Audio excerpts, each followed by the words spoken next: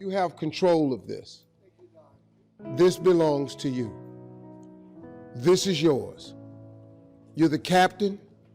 You're the master. You're the foreman. You're the general. You're the head. Don't give control of this to nobody, especially the devil. Do not let Satan come in here and function and operate, because he has one mission: to keep you off course, to make you not think it's possible, to make you think that God don't hear you. His job is only to destroy you, to make sure that you don't become what God intended for you to become. That's the mission of the devil. Now, if you don't believe in the devil, this conversation ain't for you. If you don't believe in God, this conversation ain't for you. I'm not talking to you. I'm talking to people who are spiritually based.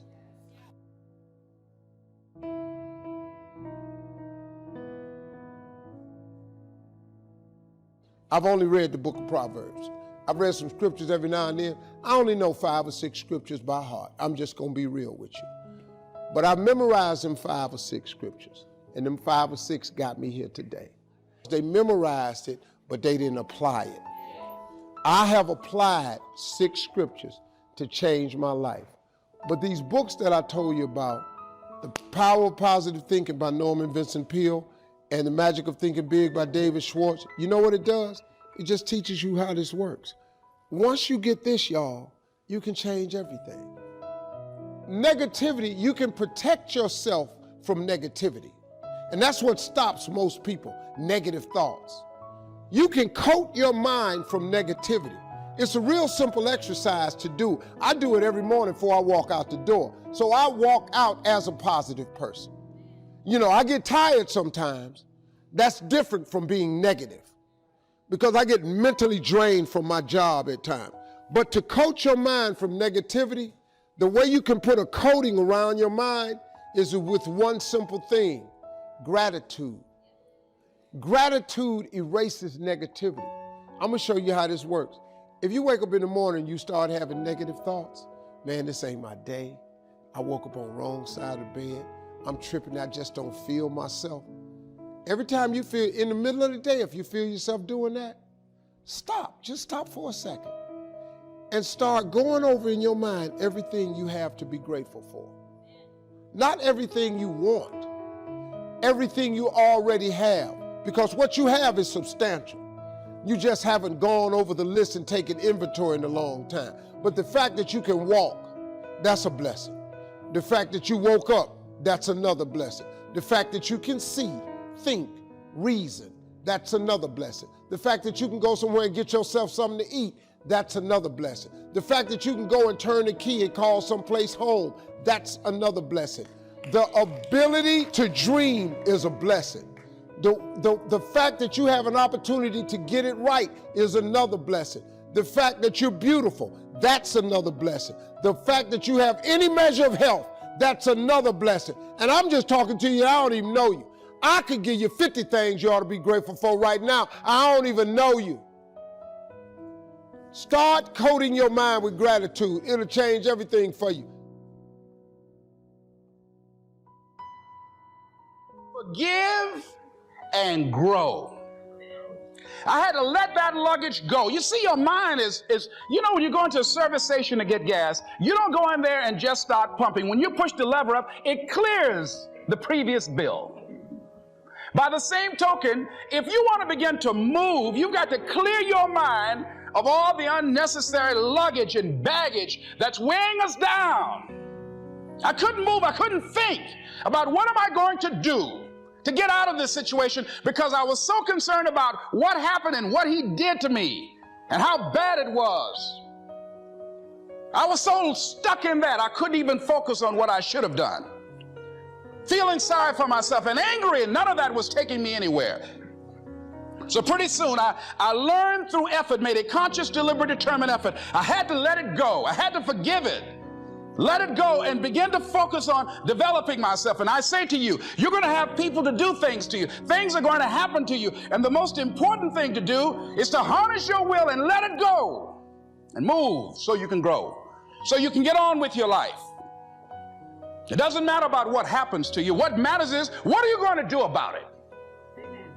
What are you going to do now, Les? How long are you going to repeat the same thing over and over and over and over and over again? How many times do we have to hear that? Don't go around telling people what your story is. Everybody has a story. 80% don't care and 20% glad it's you. All of us have experienced some tragedy, and if we haven't, we will. And you can either let it destroy your life or you can build upon it. You can permit it to let it hold you down, or you can decide, I'm not going to let that happen to me. I'm bigger than this. Make a declaration to yourself. Declare all out war that you're going to get out of this rut. I don't care how good you are. I don't care how talented you are. I don't care how much you work on yourself. There are some times when things aren't going to go right. They just are not going to go right. There are times when anything that can happen will happen. Murphy's Law will be knocking at your door. Why? I don't know why. That's called life.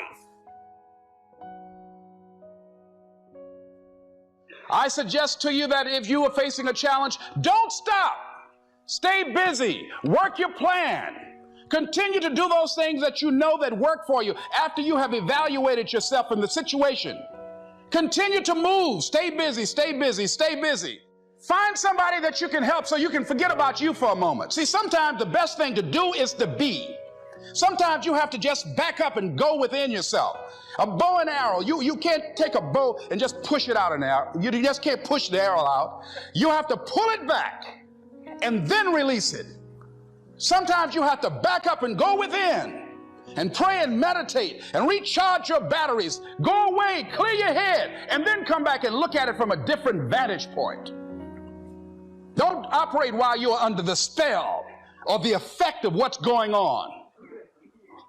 Next thing is that you've got to activate the thinker in you. Don't allow your emotions to control you. We are emotional, but you want to begin to discipline your emotion. If you don't discipline and contain your emotions, they will use you.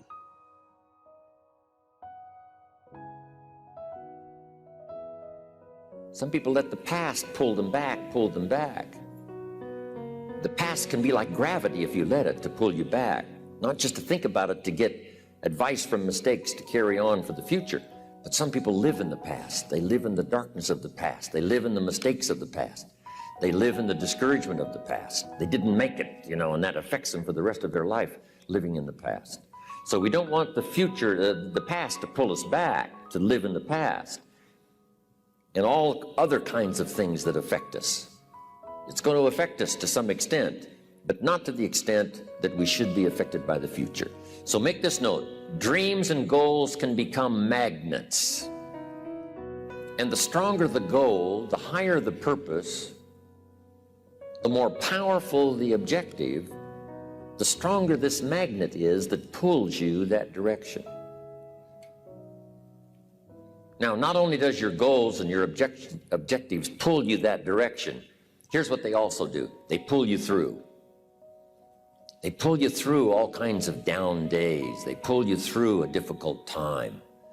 It'll pull you through some winter of your life.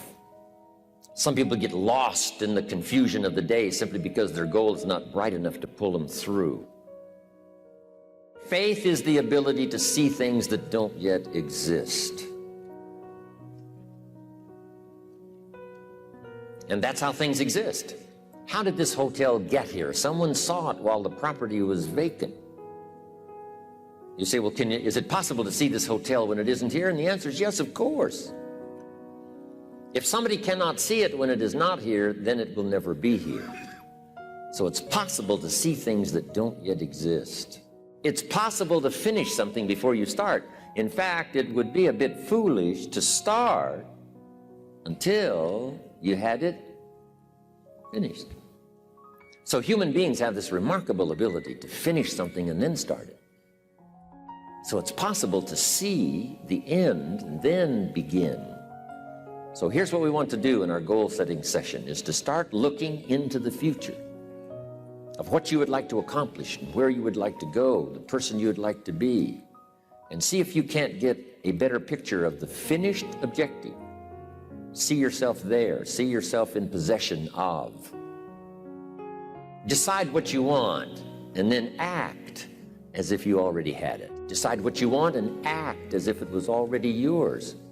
Now, the reason we can act thinking that it's already ours is because not only can we vision the end results, we can also vision the beginning of making it real.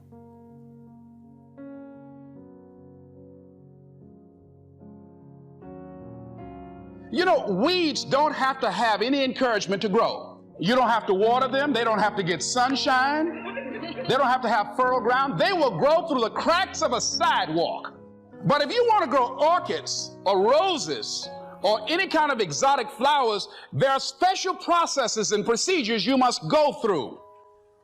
Well, by the same token, you don't have to force yourself or motivate yourself to think negatively, to be depressed, to hate somebody, to want revenge, to want to get back at somebody, to beat yourself up over the head, to feel loaded with guilt. You don't have to make any effort to do that. Your mind is on automatic. It will do that by itself. But if you want to begin to move into your own personal greatness, if you want to begin to really enjoy a happy, successful, healthy life, you've got to be willing to go against the tide. You've got to be willing to harness your will and say, in spite of this, I'm in control here. I'm not going to let this get me down. I'm not going to let this destroy me. I'm coming back, and I'll be stronger and better because of it. You have got to make a declaration that this is what you stand for. You're standing up for your dreams. You're standing up for peace of mind. You're standing up for health. You want it, and you're going to go all out to have it. It's not going to be easy. When you want to change, it's not easy. If it were in fact easy, everybody would do it. But if you're serious, you'll go all out. So yes, I'm going to turn this situation around. I'm not going to sit back and moan and cry over what happened and what went wrong and who did what. I'm going to do something about this situation.